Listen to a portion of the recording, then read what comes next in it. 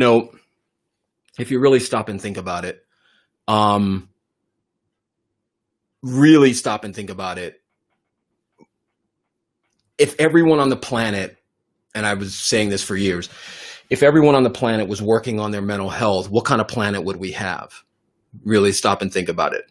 If everybody on the planet was working on their issues, if everybody on the planet was thinking about why they are the way they are, why do they think the way they do? Why am I doing what I'm doing? Why am I doing this craziness? Why am I not connecting with my kids? Why am I not doing this? Why am I hating this person? If everyone was working on these beliefs we have in our head, these conditioned beliefs, what kind of planet would we have? So again, those of you, those mental healthers out there who are working on their mental health and proud of it, hats off to you. Thank you for coming tonight. So I want to get right into some questions I received from our last show. And again, if you see the bottom of your screen, please ask a question or make a comment, please. This is about interaction.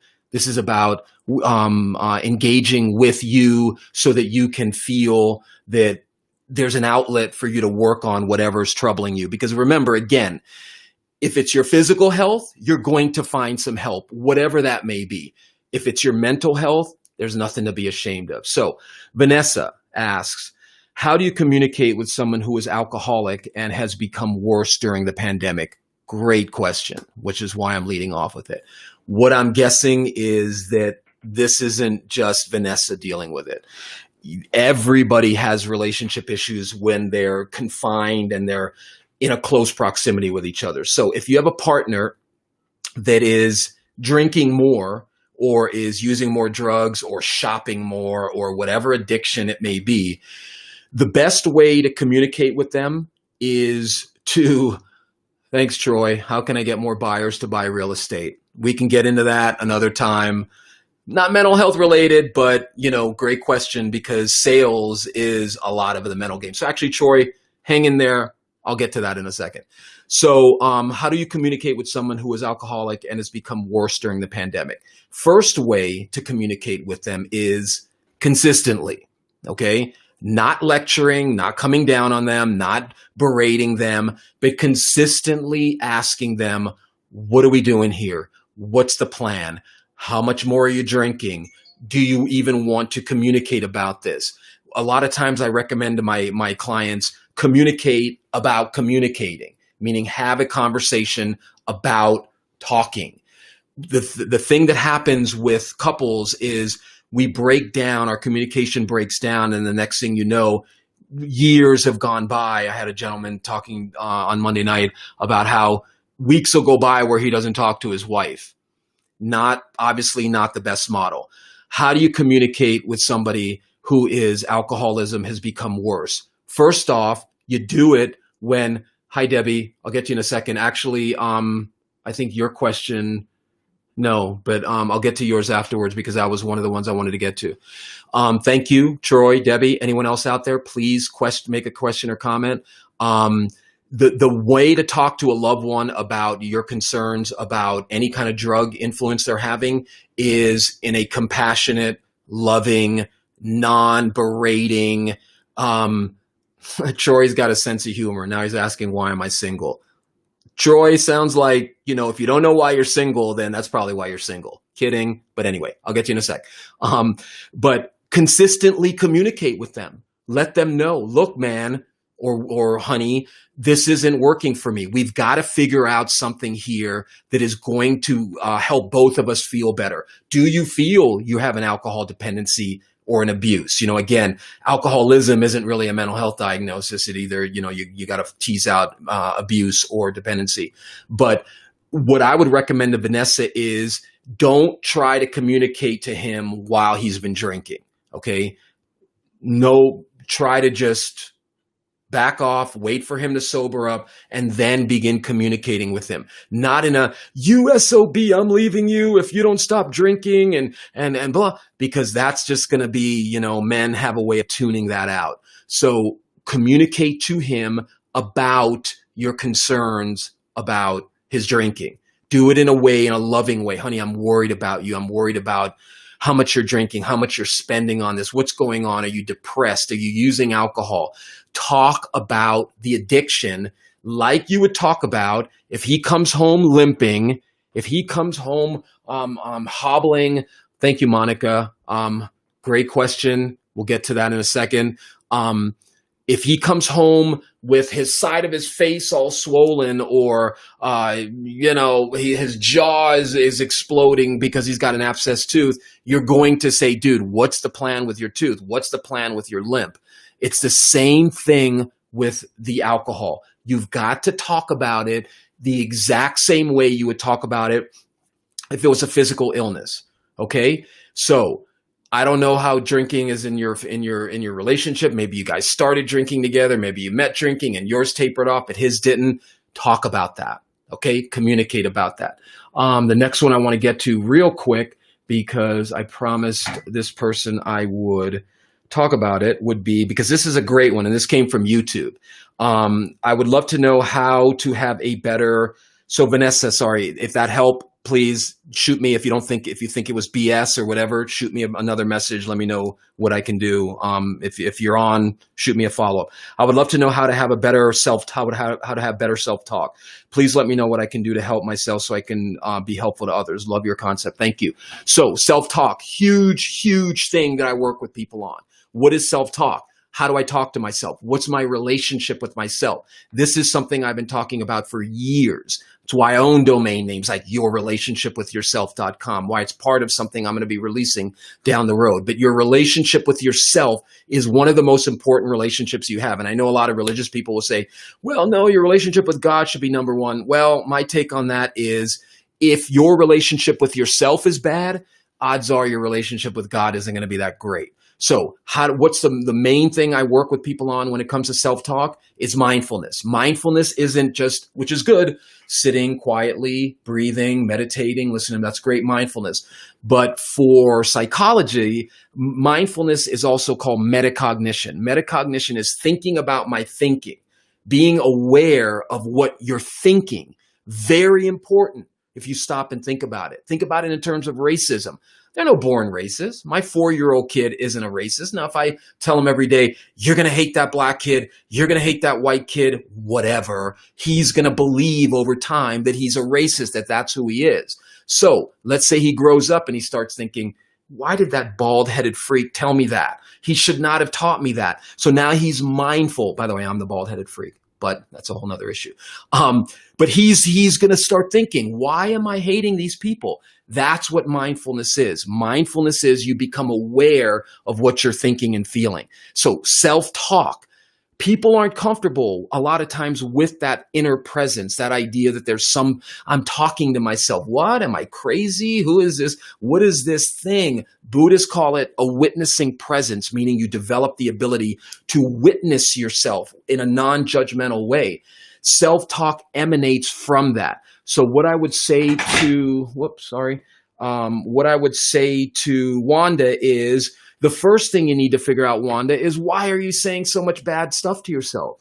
Why are you saying things to yourself that is negative? Is that the way you grew up? Were you taught that? Were you taught to be mean to yourself? Were you taught that Wanda is bad or whatever? Negative self-talk emanates a lot of times from trauma, from bullying, from something happening as a kid. Maybe Wanda was picked on. Maybe Wanda had an abusive dad or an abusive mom. So the beginning of it is awareness.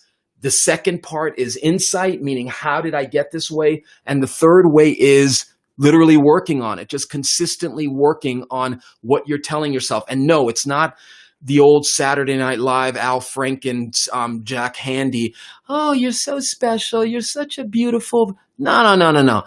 You talk to yourself the way you would talk to someone else. If a friend of yours came up to you and said, oh, Stevie, you're so wonderful and you're so great, I'd be like, dude. Now, if they came up to me and said, hey, man, what's going on? Are you okay? You're going to make it through this? Come on. That's different. That's the way you should talk to yourself. So, Wanda, I hope that helped. Feel free to send me some a private message to follow up, and we'll go there. So Troy, real quick, I don't know if you're still on. How can I get more buyers to buy real estate? So the mental game of sales, Troy, you got to get into what is Troy's mentality? Why is he not making more sales? Does Troy not believe in himself? Does Troy feel like he's sabotaging himself? Is it difficult for Troy to see himself as a top producer? Now, if you're talking strictly how to get more people to buy real estate, I'm not your man. If you want to get into the mindset of a salesperson, what prevents, I don't know if you've ever seen a movie called, what's that movie called? Glengarry Glen Ross. Great movie about how sales and mentality work. So what I would encourage you to do, Troy, is you got to have a conversation with Troy. If you're literally talking about you have no clients, no buyers, that's a different story. But if you're not closing sales, that's got to be something within you. Maybe you don't like selling real estate. Maybe you look at clients as enemies. Maybe, back in my early days, when I was in my early 20s, when I was in sales, people would say you don't buy the product, you're buying the person. Maybe you're looking at people as transactions and you're not looking at them as people. Maybe they feel that. I don't know. So I hope that helped, Troy. If you want to set up some talks on the side about developing more of that closing mentality, let me know. Debbie, thank you, Debbie. How do you get over being called hateful names? Great question. How do you get over? First off, Debbie, you got to remove the idea of getting over it, okay, at this stage. If it's still troubling you, getting over it, letting it go, all of that stuff you see all over the internet about how to do this or that, just let it go, just get over it. I'm not going to curse, but it's BS, because the problem is the people who are telling you to get over it are basically saying to you, I don't know how to deal with negative emotions, so let's just get over it. No, Debbie, you got to get into it, okay? You got to get into it. How do you get into it? What is going on with you? Why are people calling you hateful names? Why are you allowing that? Now, I'm not saying it's your fault, Debbie. I'm not blaming the victim. I'm not saying, you're allowing it. But there's an old adage that says we kind of train people how to treat us. So if you have a consistent pattern of people calling you names and you're allowing that to happen, then in a sense, you're not making boundaries saying, listen, one more time with that, and we're not going to be friends, or we're not going to be involved. I don't know if you grew up. Maybe you were bullied. Maybe you were teased. Maybe you saw your dad calling your mom hateful names, or vice versa. Or maybe a lot of people were dumping that onto you. Maybe you call yourself hateful names and you think that that's just acceptable. I would get into sitting with yourself and just asking, why am I allowing this? Why am I allowing people to call me names? Why am I not standing up for myself? Do I believe them, in a sense that if somebody calls me a hateful name, is that me saying inside of my head, yep, yeah, mm-hmm. And trust me, as I tell a lot of my patient clients, I used to be a profound self-hater. I was just racked with self-hate, not to the point of wanting to kill myself or anything like that, but I used to have very low self-esteem until I did a lot of work on myself, uncovered a lot of things like being ashamed of my mixed ethnicity, growing up in an all-white going to an all-white high school and being totally ashamed of that. Just that feeling of hating yourself, being called names, being teased. And then I internalized that as who I am, until I did the work and I began realizing that my relationship with myself was important to me, and I was actually calling myself those same names. So Debbie, you got to get into it. Get rid of this idea of getting over it. You got to get into it. You got to either talk to yourself about it, you got to talk to someone like me about it, and you got to work through whatever pain is causing you to call yourself hateful names, or allow yourself. Because when you say, how do I get over being called hateful names, I'm guessing that there's somebody in your life who is still calling you hateful names, and they do it over and over. And if not, then you got to figure out why there's a pattern of that. Okay, Debbie? So I hope that helped. Again, Anybody that I answer a question to, please, you can follow up with a private message or whatever. We can go from there. So let's see here. Why is the video frozen? Are you guys still on there, or somebody send me a quick message, something? Oh, great. Looks like my whole computer's frozen.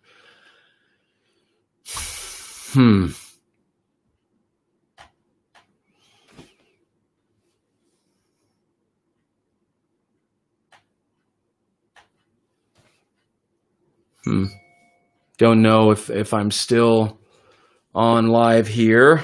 Let me check.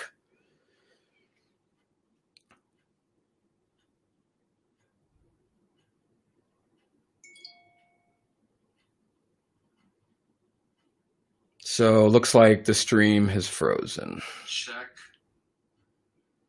No, looks like it's still. Can you guys hear me? So looks like the stream has frozen. Check. Well, looks like it's still. Well, I'm going to keep going here. I don't know what's going on. Okay, thanks, Jennifer. You're live here.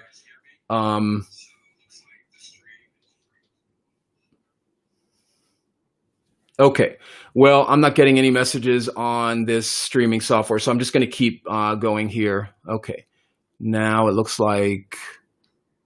Okay, looks like we're back on. I don't know what's going on there. Sorry about that. So technical snafu. Okay, thank you. We can hear you. Thanks, Tina. Thanks, Toby. Thanks, Postine. Appreciate that. Look, guys, seriously, if you're on here, there's a reason you're here. And the reason you're here is because you know that you got to work on something within you. Something's affecting you that is causing you to be here. And it's great that you're here because that means that that part of you is winning. There's a part of you that's winning, that's saying, you know, screw this. I cannot continue being so insecure. I cannot continue hating myself. I cannot continue with this addiction. I cannot continue in this relationship or whatever it may be. So thank you, everybody, for being here. Please share this. If you're on live now, share this on whatever platform you have to pull more people in. The only way we're going to heal as a culture, as a society, is if people start healing from within first, okay? You got to start from within. And that damn movie, that Disney movie about Inside Out, it was written by psychologists and all, but it took a very profound subject and minimized it into this idea that it's a bunch of whatever. But that's what it has to begin. It's got to start from inside out. So anyway, Troy, real quick, don't know if you're single or still on, but why am I single? Again, great question, Troy.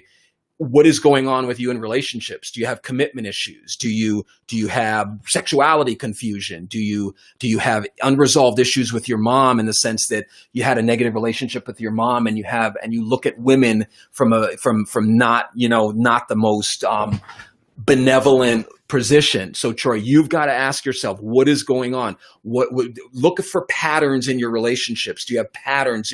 Are there other women? Are the women in your life or men or whatever? Are they telling you a consistent message? Emotionally unaware, not talkative, doing your own thing all the time. God bless man. I'm a man, but I'll tell you what, that man who's like, no man, my fellas, I got to hang out with my fellas, and always putting something above your partner.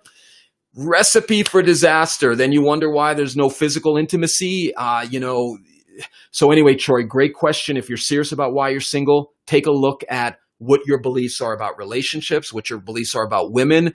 Maybe you suffer from low self-esteem and you're not dealing with that. Again, let me know if that helps. We got a lot of questions tonight. Great, guys. Thank you. Please share this. Please. Monica, how can I help my autistic 14-year-old in online learning? Monica, I could do a whole show on that. Bottom line, I don't know what kind of behavioral therapy he or she, you didn't say male or female, so you didn't say either one. What I would recommend would be see if you can find some behavioral interventions for him. Give him some goal-oriented things or her some goal-oriented things to do. Take breaks. Let them know we're gonna try to focus on this for 5 or 10 minutes, and then if we need to take a break, find out what works. Ask him or her. I don't know how, where on the spectrum they are, how verbal, nonverbal, but ask them, why is it hard for you to do online learning? What can mommy do to help you more? Find a system that works for them. Communicate with them. Explain to them why they can't go in school. Again, if you were my client and your son or daughter, we would have to do some testing and figure out what degree of autism they have. If they're functioning autistic and they're verbal, then they're more on the scale of Asperger. So, but we have to figure that out. So again, I don't know if you've gotten, I hate that word, but look for any professional interventions, but that will also help you with setting goals and setting a structured protocol for them to work on. One of the things I've found helpful with working with other parents on this is see if you can blend the live online with some tape stuff so that they can control when they need to check in and out. Okay. So again, very superficial answer. But your question, I need a lot more information to give you a real kind of behavioral intervention. Autism is, as you know, if you've been having this for a while, there is a spectrum, and then that spectrum, where they are along that spectrum, then the behavioral interventions go from there. Severely autistic kids are going to have different interventions than mild to moderate kids with autism. Okay. So I hope that helped. Again, feel free to send me some questions, offline. Let's see here. Wow, this is so great. People are asking questions. Thank you.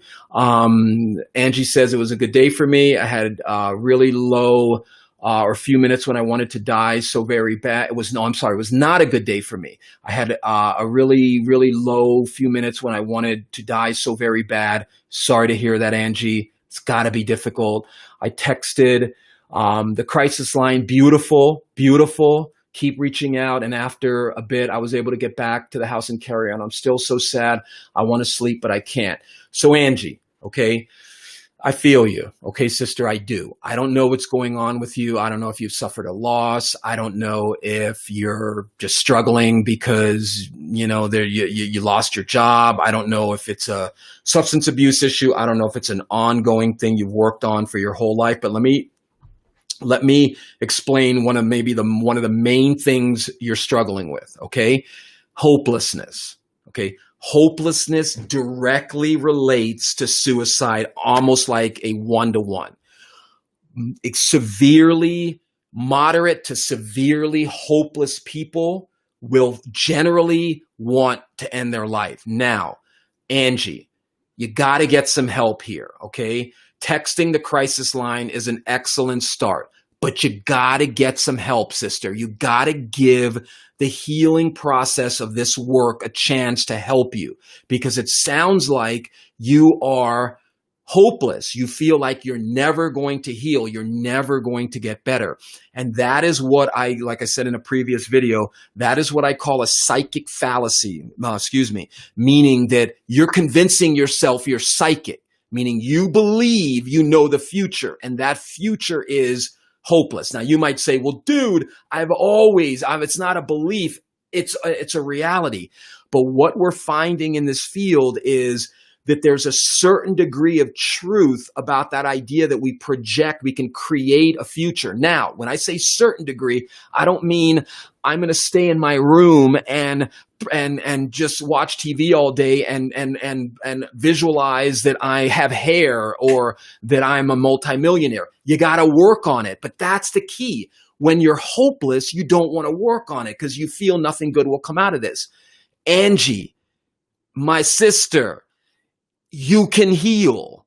Okay? I'm not just saying that like some dude, I got a YouTube channel and I am in the field 20 plus years. I've worked with severely depressed people. You've got to believe that there is a way to get out of this. That is step number one. But I don't know, Angie, what your relationship with yourself is like. Maybe you're struggling with a lot of self-hate. But please, sister, do not give up. Suicide is convincing yourself that the pain will never end. That's why if you look at the little thing or whatever, the little ad, a little meme I have of hope, hold on, pain ends. pain will end, but you got to work on it. It's just like having, like I say, a toothache. If you don't work on that tooth, if you don't go to a dentist and get some help, the pain is going to continue. But if you work on it and you get the tooth treated, then the pain begins to end. So Angie, please, you got to reach out. I don't know if you have health insurance. I don't know if you have the financial means to do this work, but you have to find a way to start talking whatever pain is in you out. Otherwise, I'm not saying you're not going to heal, but it will accelerate the process if you get out whatever you're struggling with. Okay, so please hang in there. Don't believe you're psychic. You do not know the future. You do not know that you can't heal. Don't give up. Okay, I don't know if you have people in your life or you're alone or the coronavirus or whatever it may be, the election, the craziness in the world. There's always a flip side. Remember, Isaac Newton, for every action, there's an equal and opposite reaction. You got to work at getting to that equal opposite, okay? So I hope that helped. Again, feel free to reach out. I'll do what I can. Let me know, okay, Angie? But please, sister, don't give up. There are a lot of people in your life, if you reach out and tell them where you're at. Maybe you need a little short amount of time in some sort of inpatient unit. Nothing wrong with that. Nothing wrong with that. If there's nothing wrong with going to the hospital for an appendix operation, there's nothing wrong with going to a hospital to get your emotions in check. Maybe you need a little, sorry guys, I'm going to take a little bit more time on Angie. I know no one minds, but maybe you need a little short-term medication. Maybe you need a little bit of antidepressant or something. I don't know if you're self-medicating with alcohol or something else, but please, you've got to start working on your relationship with you. I don't know you, but odds are whatever you've done is not suicide worthy. And people may say, well, what is suicide worthy? It's a whole nother discussion, because long-term terminal illness, chronic pain, suffering a loss of somebody in your life that you don't think you can recover from, we can talk about that. And I have the right to say that, people, because I put in the work with people, okay? So I got a little into it with a little messaging from somebody who took exception to me making the claim that a lot of the coaches and a lot of the people who are giving mental health advice shouldn't be doing it. Well, I'm sorry, you shouldn't be. I'm sorry. If you want to give life advice, anyway, I'm sorry. Angie, do not give up. Okay? Don't give up. Please don't give up. Okay? Look for the help, find it. There's no shame. There's no shame in checking yourself in somewhere, just like there's no shame if you had a gallbladder or inflamed appendix or whatever it may be. There's no shame. None. Okay? Don't let this mental health stigma cost your life. Okay? Feel free to reach out. Let me know how you're feeling. Please check in. Please. Great comment from YouTube. Arindira. Thank you. I really appreciate your wisdom. Thank you. I'm sure you're as wise as I am in many ways. I separated from my husband. He is concerned only with his needs. I am taking time to find myself. Does solitude help? Absolutely. Absolutely. Solitude, being alone with yourself for a little while, is highly underrated in our society.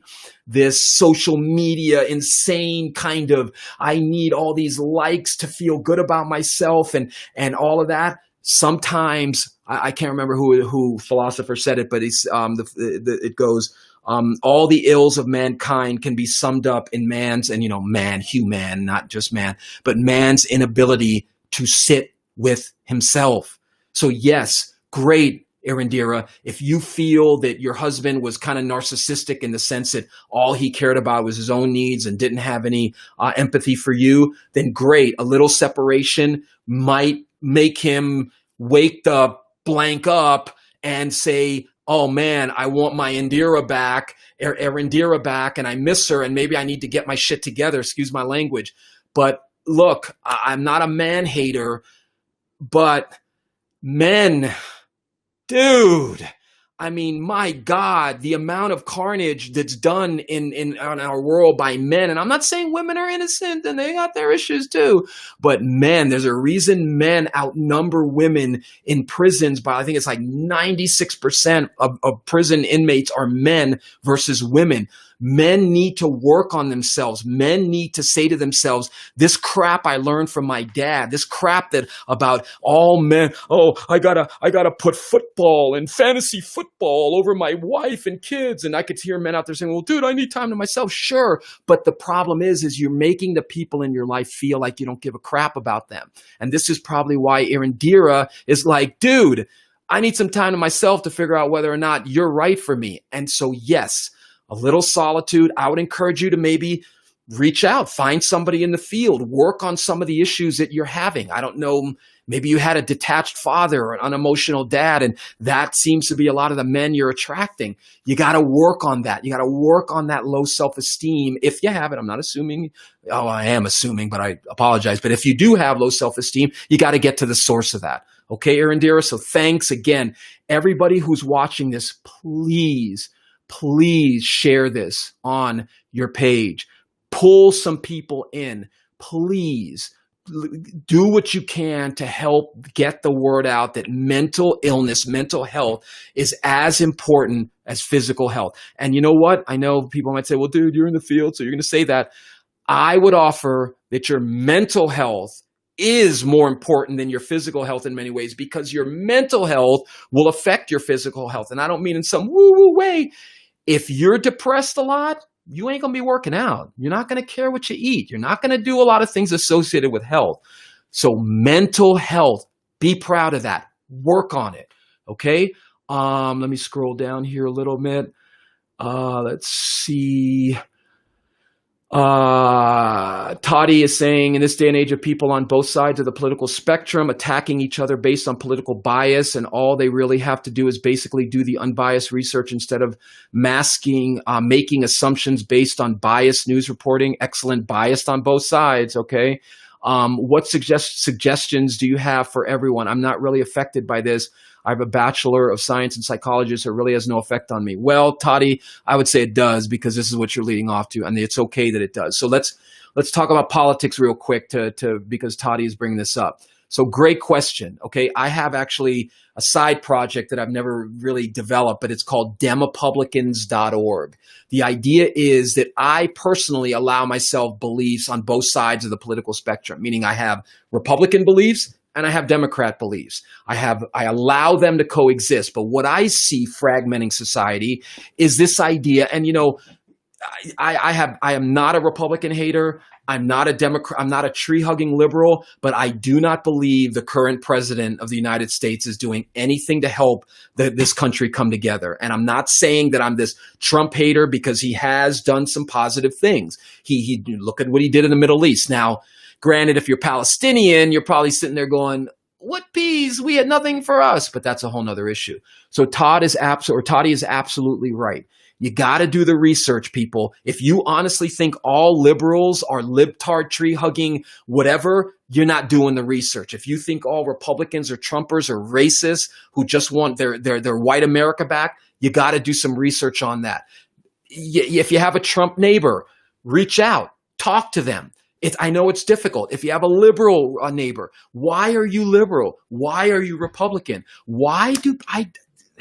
This is what I don't understand, is why people feel the need to be all or nothing. Why can't we allow ourselves a little bit of everything? Now, I know, of course, I'm not talking about extreme nonsense like pedophilia, spousal abuse, rampant drug use. I'm not talking about extremes. I don't know if you guys know a bell curve, a bell curve when it comes to statistics and all that. So out here are the outliers. We're not talking about the outliers. I'm talking about inside the bell curve. Why can't people allow themselves to be a little bit of everything? What is so wrong with, let's say, look at the liberal side of you. What is so wrong with universal health care? What is so wrong with wanting immigration? On the Republican side, I don't want open borders. I've got a concealed carry permit. I believe that as long as criminals have guns, good people should have guns. Allow yourself to have both sides of the equation. So Toddy, great question. But I think you're in a little bit of denial, my brother, because you're saying it has no effect on you. Of course it has an effect on you. How can people not be affected by this political bipolarization? All right. Great question. Thank you. Let's see here. My boyfriend, this is from Debbie again. Thank you, Debbie. My boyfriend takes his anger out on me because he was cheated on by his ex-wife and girlfriends. Not a good, no. Okay, Toddy's responding, saying yes, many individuals, I think he meant to say, tend to victimize themselves. If people knew what power they have to heal themselves, they would be astounded. Absolutely. But the problem with that, Toddy, is it's not that they don't believe, well, that's part of it. They don't believe in that power, but they're not even aware of why they don't believe in that, why they don't have that ability to believe that. So back to Debbie. My boyfriend takes his anger out on me because he's cheated on by his ex. Okay, Debbie, he's taking his anger out on you, and what's your response to that? Are you guys talking about that? He should not be doing that. Is he aware that he is taking it out on you because his ex-wife cheated on him? Is he aware that that could potentially sabotage his relationship with you? What I would offer to you, Debbie, is you got to have a conversation with him about how him taking his anger out on you is affecting you. You've got to talk to him and be like, dude, I am not going to put up with this if you continue doing this. If you continue taking your anger out on me, we are not going to make it. Now, I'm not saying I'm leaving tonight, but why? Why are you taking your anger out on me? And you know what, Debbie, I would offer to you, I think it's a little deeper. I think there's some mom stuff going on. And I know people will say, oh, he's got mommy issues. He's got daddy issues. Good news and bad news, people. Everyone has mommy and daddy issues. Why? Because everyone was raised by a mommy and daddy. All right. The problem is we make statements like that in our society. Oh, you got mommy issues, you got daddy issues.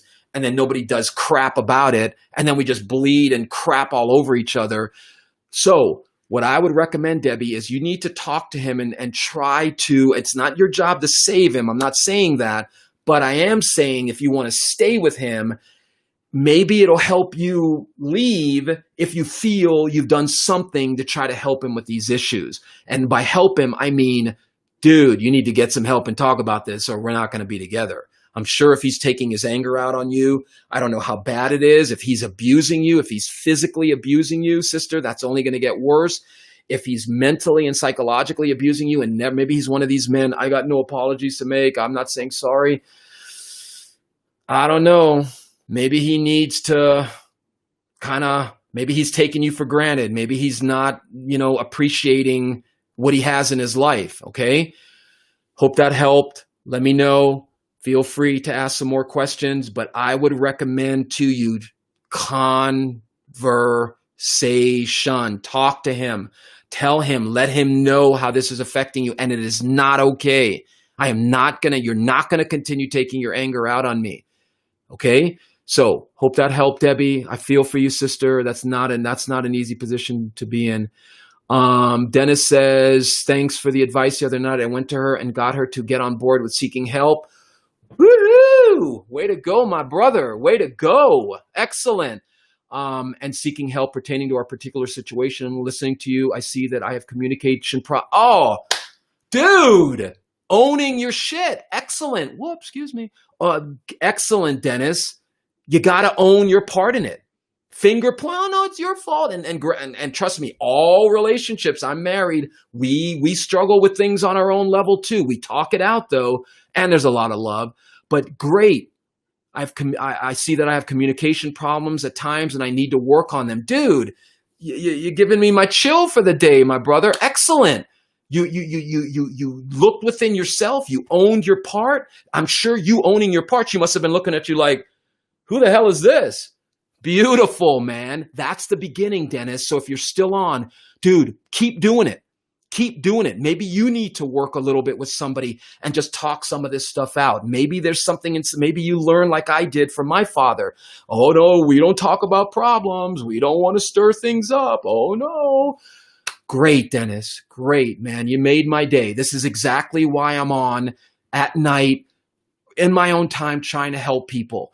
Great, Dennis. That is great to hear. Please keep me abreast of things, okay? Because the fact that you tuned in the other night, Something resonated within you.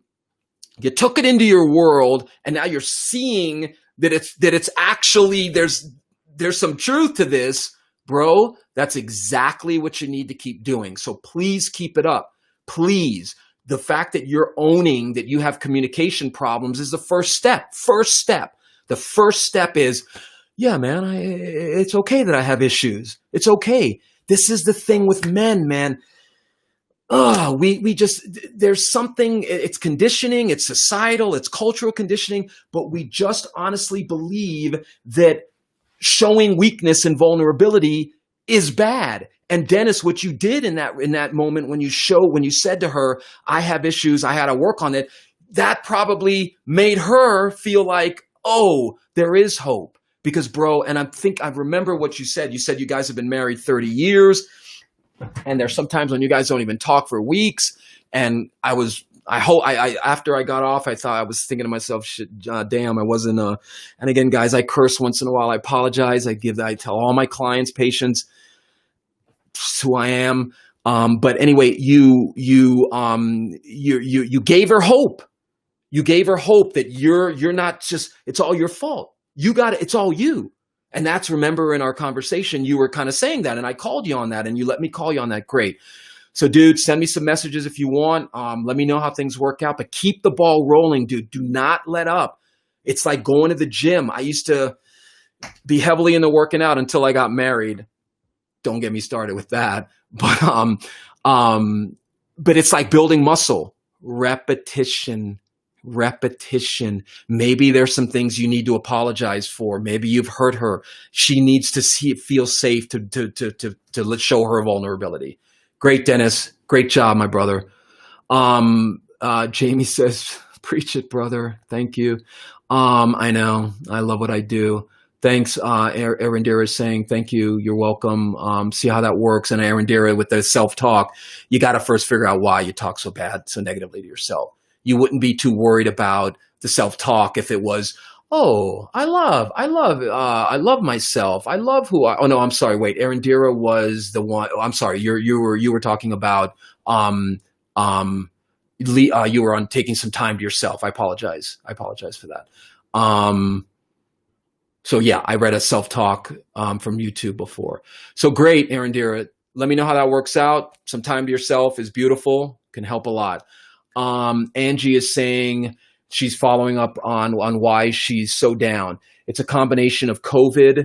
My husband spent a week in the hospital, came home on oxygen. Oh, I think we may have communicated before. We have not had a relationship for many years, just lived together. I know what he thinks of me, meaning it probably isn't great. I just hope you don't think that of yourself, because that's a double whammy. I know what he says about me, but it still hurts. Yeah, I bet it does. Hurts so bad. And yeah, my self-talk is really bad. I try sometimes to be nicer to me, but it doesn't always work. I don't know what you mean by doesn't work. If you pick up a barbell and do one curl, it ain't going to give you muscles right away, but I feel you, because sometimes we want a quick fix. With him being that sick and some of the kids also have positive tests. Wow, sister, you got a lot on you. And therefore being at home for quarantine, I can't work for 2 more weeks. So that's an added stress. Yes, you are definitely, she's following up. I am on medication and therapy every other week, but that doesn't always help in these suddenly overwhelming moments. Absolutely. What I would offer to you, Angie, is you've got to bring some perspective to your current life situation. Okay. You've got to bring some perspective, meaning you've got to remind yourself that this negative cloud on me is temporary. Okay. Part of what depression feeds on, as I talked about this last week, is it's called the Vect Triad. It's this idea that things are never going to change. They're internally stable. You globally self-rate. So you're saying to yourself, I'm never going to change. The world's never going to change. And there's no hope for the future. And there's many different. Vect Triad is just the beginning of them. There's tons of these. You've got to start bringing in this idea that there's hope. Okay, and I don't mean hope like, oh, everything's going to be great and everything's going to work out and everything's going to be just hunky-dory. That's not the hope I'm selling, so to speak. What I'm selling is the idea that you got to believe that things can heal. You've got to believe that you're going to do the work that needs to be done in order to heal, okay? The thing that keeps depression locked in, guys, and like I said, remember, and for those of you who don't know me, Dr. Stephen Walker, over 20 years, undergraduate degree in communications, master's in counseling psych, doctorate in clinical psych, over 20 years. I worked in multiple clinical settings, prisons, worst of the worst. I have clients who are worried well, so to speak, but they just don't feel. So it's a gamut. I've worked with pedophiles. I've worked with mass murderers, the whole 9 yards. What the person believes about their ability to transcend what they're struggling with will affect how they heal. Meaning, if I don't believe my knee can heal, I am not going to seek out people to help me heal. Angie, you got a lot on your plate. You can't be attacking yourself from within. You should be saying things to yourself like this. I'm going to pretend I'm you, Angie. You're doing good, sister. You're trying. You haven't given up on him. You're trying to take care of him. You're trying to help your kids. You're going to be going back to work in 2 weeks. You need to develop a relationship with yourself that isn't, oh, I'm so wonderful and all that. But if you're being your own worst enemy right now, sister, I can see why you're having suicidal thoughts, why you're feeling like it's never going to end. Because what happens is you got the environment on you, negative, all this crap coming on you, and then you got the inner world pumping out the same thing. So you got this confluence of negativity that's making you feel like there's no hope. What you can, and what anybody listening to these videos now or later, what you can control, and I know it's people say, well, your reactions to things, but it's deeper than that. What you can control is your reaction to yourself. What you can control is how you're reacting to you. Are you being your own worst enemy, or you're being your own best ally? And that's not going to change tonight. I don't want it to change tonight, Angie, because I don't want you to rock it up and then rock it back down. All I'm asking you to do is to trust me here. Most people who have mental illness, most of those people like you, Angie, because I'm not sensing any organic brain anomaly or any sort of chronic deep-seated mental illness where you're either hospitalized or you're on heavy doses of medication to suppress your mood or whatever. But most mental illness can heal, okay? Most, if not all. I would say all, but there are a percent, and I don't know if you guys know this, but most mental illness is like the severe organic brain anomaly, mentally ill people, you see in movies or whatever, and mental health. That's only, I think it's 4 to 5, 6% of the population. If that might even be too high. Most of the 90s, like people are talking about COVID and how 98% of people recover and all that. It's the same thing with mental illness. 90 to 95% of people with mental illness can work on it, can find some relief from it. And no, I'm sorry, it ain't medication. And I have a YouTube video from 4 years ago. A viewer pointed out that, geez, why haven't you posted anything in 4 years? Well, I don't know, in a 4-year-old. But anyway, so now I'm going full bore. Most medications were never designed to be taken this long. There are no longitudinal studies. No pharmaceutical company waited 80 years, 70 years, 60 years, 40 years to release their medication into the public after seeing how it affects people for that amount of time. They were never meant to be long-term, people. Never. Any prescriber that is telling you, well, Mrs. Peabody. Anyway, you have to take this the rest of your life. I'm sorry. Where is that written? Why are you telling me, and the analogy I use with people all the time when I'm working with them to get off medication is, so I broke this arm when I was a kid, bone shot out, it was gruesome. So imagine the doctor tells me, oh, Stevie boy, you got to have your cast on the rest of your life. What would this arm look like? What would this arm look like if I had the cast on since I was friggin' 7 years old? But that's what is happening in our culture. Why? No offense to medical professionals.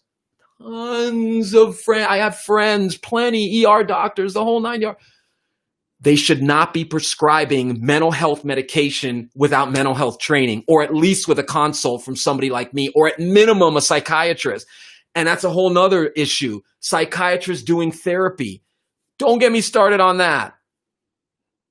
Okay? Because psychiatrists and psychologists have this tension, and I don't know why it is. I don't know why psychiatrists look at psychologists and therapy as crap, when in reality, giving someone medication and testing the medication. Oh, well, here, try this. Oh, combine this. Oh, try this with that. Like all these commercials on TV. Do you ever see any, like the doctor saying, Betty, the antidepressant's not working. Well, why don't you try talking some of your friggin' issues out with a professional? Why don't you try dealing with some of the pain that's causing you to need the medication? No. Try another medication.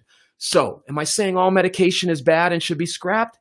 Hell no. Thank God that the orthopedist yanked my bone and popped it back into place while I'm cursing his ass out because they couldn't put me under. And then I stayed in a cast up to my friggin' shoulder for, I think it was 8 weeks. And thankfully, my arm healed. But it's not the cast that healed my arm, people. It's not. It's not the cast. The cast just kept the bone in place so that whatever healing mechanism within me can heal. That's exactly what people need to do when they're on these medications. You got to have doctors saying, well, this is what we're going to do. We're going to combine some medication with some therapy, with some talking some things out. Okay? So, I'm sorry for that rant. I don't even know how I got there. But if you're on medication and you're still struggling, you got to figure out what is causing the need for the medication. Okay? So, Toby, you've given me a new perspective about focusing on the negatives. Great! We have to feel it to heal it. Exactly. Like I said the other night. Exactly. But you can't just flood yourself with those negative feelings, Toby. Remember, feeling it is a therapeutic exposure to it. You've got to feel it in a way that doesn't flood you. I don't know if you guys remember, and I talked about this a few videos ago, but there was that American Sniper guy. Great guy, great patriot, could probably snap my neck in a minute, so I'm not going to put him down. But unfortunately, he passed away. How did he pass away? He decided to take a PTSD veteran to the shooting range. So he took this guy to help him. Granted, he was trying to help. But if this dude was my friend and he called me up and said, hey, Steve, I'm thinking about taking, I would have been like, brother, please, can you pull back on that? Has he had any therapy? What level of PTSD has he had? What are his symptoms? Tell me a little bit about him. Are you sure this is a right idea? So what happened? He took him to the shooting range. It flooded him with all kinds of things. He shot him and the guy's dead. So all I'm saying to you, Toby, is great. Yes, you got to feel it to heal it. And great. That's exactly what we try to help people do. Therapeutically feel things, allow themselves, like you're saying, you got to spend some time focusing on the negative. Why don't you hear that on YouTube or whatever? Because all these, let's be charismatic and you got to let it go. You got to let go of what's bothering you. You got to let it go. Why are you letting it plague you? What are they saying? What's the subtle message behind that, good people? I don't know how to deal with those negative feelings, so just let them go. Well, you got to deal with those negative feelings, okay? You got to feel them. You got to allow yourself to talk them out, and you got to keep building on that, okay? So thanks, Toby. I appreciate the comment. Good rant. Sorry, I do. If you're in, this isn't a put on, guys. If you talk to any of my clients, they'll be like, "Oh, that's Dr. Walker." Let's see here. This is a pretty long post, but since Toddy took the time to write it, I will read it real quick. Thank you. I'm not perfect, but from time to time, I forget what I learned, such as coping mechanisms in life. But I pretty much learned that positive psychology is something that works for me. Excellent. Martin Seligman, the father of positive psychology. Pick up his book, Learned Optimism.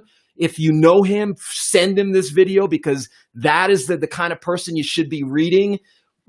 People trained in the field. Martin Seligman. I think I have it. Yeah, here it is. Oh my God, he's wearing shorts. Anyway, here's the book, Learned Optimism. Great book. Martin Seligman.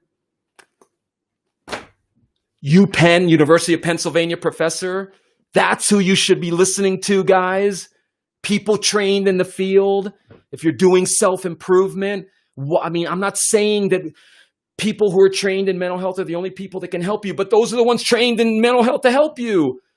We're listening to all these people who have no idea. They're telling you to let go of the same crap that you need to work on. It's like going to the gym and saying, "Oh, I'm going to let go of the weights. I'm just going to let go of the weights. Oh, I don't need those fucking weights. Excuse my language. Sorry. I'm going to let them go." That's not what we need. Please share this if you're watching this.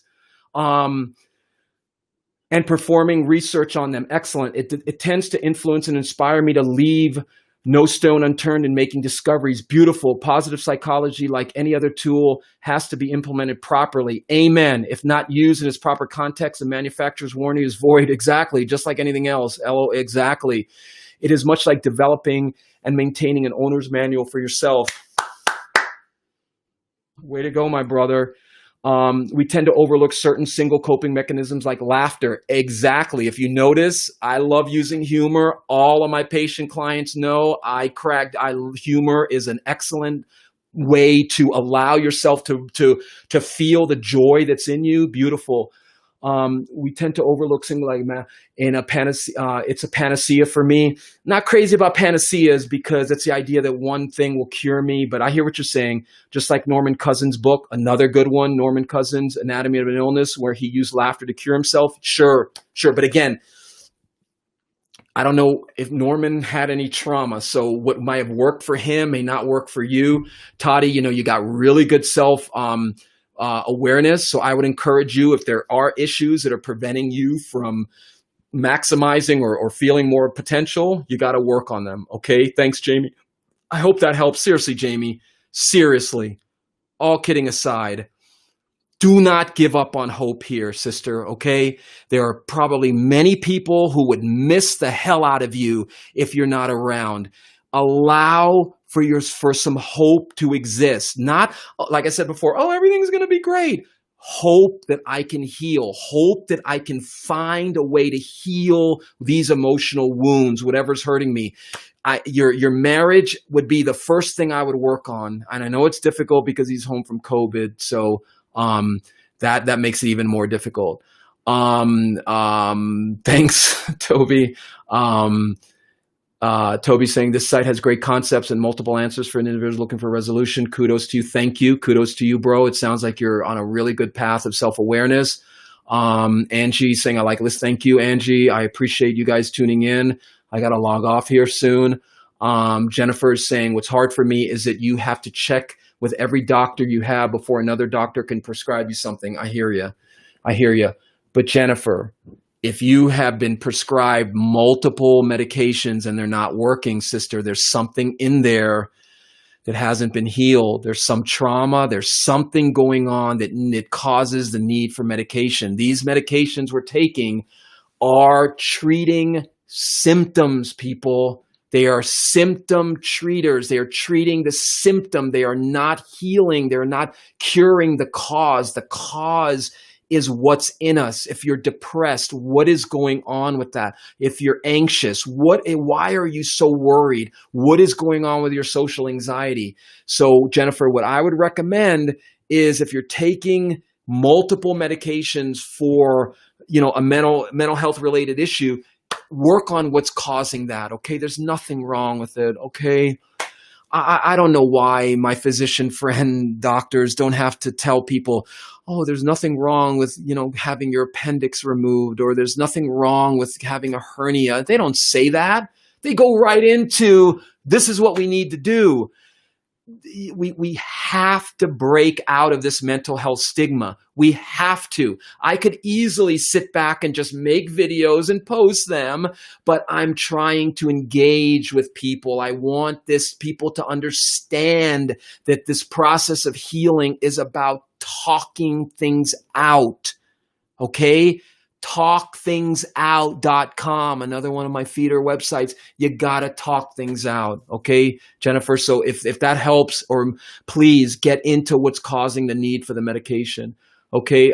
Toddy is saying, I agree with you about the shooting range. Definitely find out specifically how much therapy someone has had and never assume you know what's better. Absolutely, my brother. Absolutely. Never assume thank you, I see, but then a professional, but never assume. This is what these YouTubers and these self-development, I'll refrain from putting in an adjective there, but because I'm assuming that they're trying to help people. But what I am recommending is you got to ask yourself, why are they assuming they know what's right for you without even knowing you? They don't even know you, and they're telling you this is what will help you heal. That is what we need to work on. We need to work on getting into a situation where you can work and expose yourself. Like Toby said, I've been saying that for years, but he heard it the other night. You got to feel it to heal it. You got to feel those negative emotions in a therapeutic way in order to heal them. Locking them away, being ashamed of the fact that you have them is not going to help you. Okay, Cece. Hey, Cece. So happy I stumbled on this tonight. Really appreciate your advice to everyone. Cece and I go way back. We knew each other from when we lived in the Virgin Islands. So, hey, Cece, hope all's well out for you in California. I mean, like we need anything more, right, people? Wildfires, while we have, all kinds of stuff.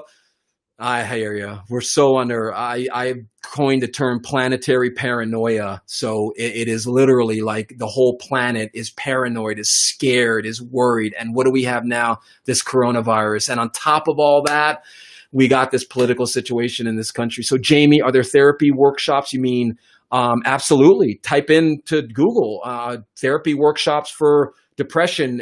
But please find out who's facilitating them. Please, there are so many people out there literally just trying to make a buck. Why am I not charging this? Because thankfully my private practice is going well and I don't need to soak people for this. But what I'm saying is, Jamie, you've got to find a workshop or you said workbook. I'm sorry. Yes, there's tons of therapy workbooks out there. Just type in depression workbook. There's a great one written by, I don't know. I can't remember everyone, but yes, but whatever workbook you get, please make sure that the person writing it has a license in this field, has training, has worked with clients, and is giving you information that is scientifically validated. Oh no, science. Oh my God, not science. Absolutely, there's science. How can someone schedule an appointment with you? Thank you, Toby. Shoot me a private message. I do private sessions by Skype. Don't like Zoom. Zoom has some confidentiality or things that we're trying to work out in the field, but FaceTime and those like that. So yeah, if you want to do a private session, I'll try to work it out. Thank you, Toby. I appreciate that. Back to Jamie. So I'm going to close with this, Jamie. You're going to be my final comment for tonight.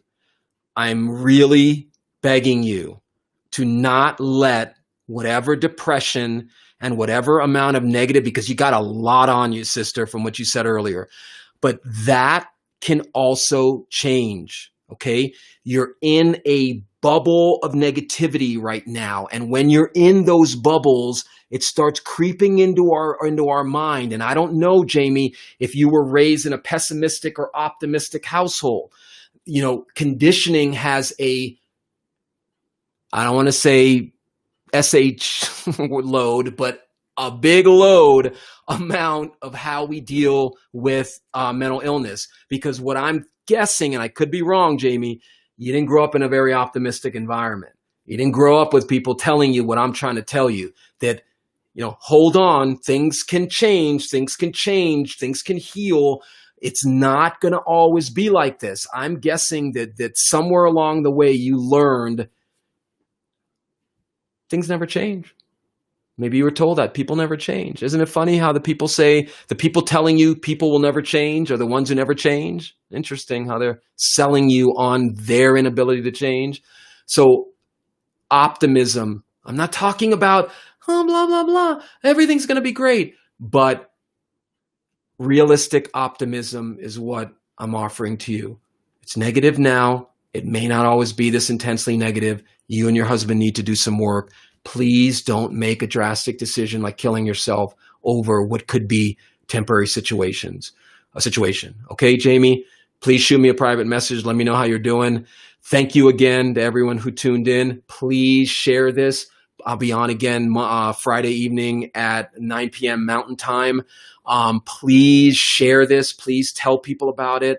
I'm really trying to do something that's unique, and that I'm not going to just post. I'm going to do that at some point, but I don't want to just post videos just to get likes and just to get, money. That's not my thing. My thing is trying to normalize conversations about mental health, normalizing mental health the way we have. It's physical health is not only normalized, it's just is. We talk about our physical health like it's nothing. That is what myself and tens of thousands of other mental health people are trying to get people to do. Accept that mental health, mental illness is okay. We all have physical illness. We all have mental illness in different degrees. Okay. So again, thank you for everybody for tuning in. Please help me share this, get people, hey, you got to come listen. If you got questions, please help me. Okay. Toddy, thank you. I very much appreciate it. Jennifer, thank you. Thank you for everyone who commented. And I'll see you guys again Friday evening, 9 p.m. Mountain. Please share this. Please tell people about it. If you're seeing this after the fact, please send me a question. The more questions we have, the more we can engage, and it gets the ball rolling. Okay, guys, have a good night. Take it easy. Thanks for tuning in. See you on Friday night. Take care.